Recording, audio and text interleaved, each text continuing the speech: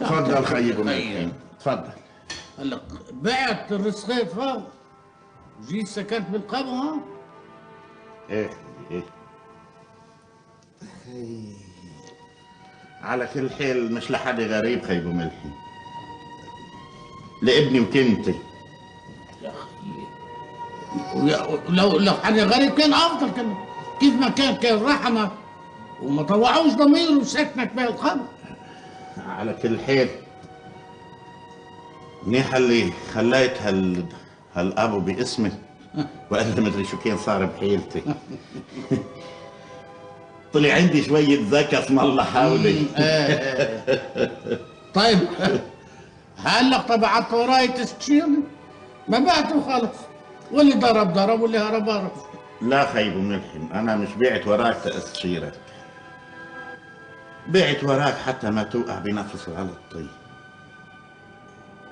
اياك ثم اياك تسجل على عين حياتك لاولادك. قل مش كل الولاد مثل بعضها خي منصور، عندك ولاد والله بيضحوا حياتهم في سبيل بياتهم واماتهم. وابني هيك خي ابو ملحم من هالنوع هيدا، بس شو بتعمل؟ المثل بيقول عقلك براسك تنام بديروك، وكتبت الوقت بتغلب الخط. مين تقصد يعني كني؟ لا حرام، الكني كثير منيحة وكنت أنا وياها مثل السمن والسكر. هالطبخة طبخة هيك الداهية، إما للكني. أوه إما للكني. طيب وعارف هدايا وعم تطبخ هيك طبخات وكيف تعلق لك كيف بس بدي أعرف. ولمن ابنك بيطلب منك شيء يا خي ابو ملحي شو بتعمل؟